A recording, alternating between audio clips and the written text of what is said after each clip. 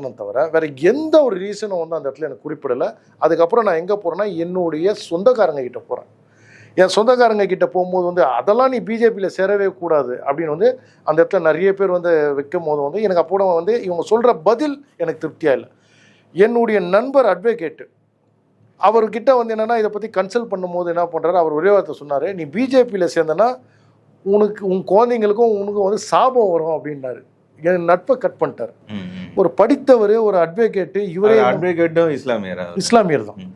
எனக்கு ஒன்றும் புரியல ஜி. என்ன நம்ம ரொம்ப பெரிய ஏன்னா கொலை பண்ணுறவன், கொள்ளை அடிக்கிறவன், ஊழல் பண்ணுறவன், திருடுறவன்லாம் வந்து இந்த மாதிரி இருக்கும்போது அப்போ நான் பிஜேபியில் சேரும்போது அவர்கிட்ட நான் வச்ச ஒரே ஒரு கேள்வி, ஒவ்வொரு கட்சியிலையும் இருக்கிறவங்களாம் தூய்மையானவங்களா அப்படின்னு வந்து நான் அந்த இடத்துல கேட்டேன்.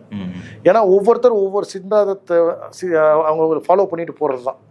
ஸோ நான் வந்து என்ன ஒன்றுனா வந்து ஒரு ஊழல் இல்லாத ஒரு நேர்மையான வந்து ஒரு ஆளை ஃபாலோ பண்ணணும்னு வந்து முடிவெடுத்தேன். அதனால் எதிர்ப்புகள் நான் நிறைய தந்தித்தேன்.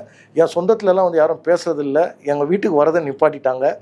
ஆனால் வந்து ஒரு கட்டத்தில் எனக்கு அது என்ன பிஜேபின்னா வந்து என் முன்னாடி ஒன்று நல்லதாக பேசுகிறாங்க, என் பின்னாடி போய் எங்கள் அம்மாவையும் எங்கள் குடும்பத்தில் இருக்கவங்களாம் ஏற்றி விட்டாங்க. நான் என்ன பண்ணிட்டேன்னா வந்து நான் போகிற பாதை சரியான பாதை இருக்கிறதால என்ன பண்ணேன், நான் விலகி நின்றுட்டேன். இதுதான் வந்து உண்மை. அதுக்கப்புறம்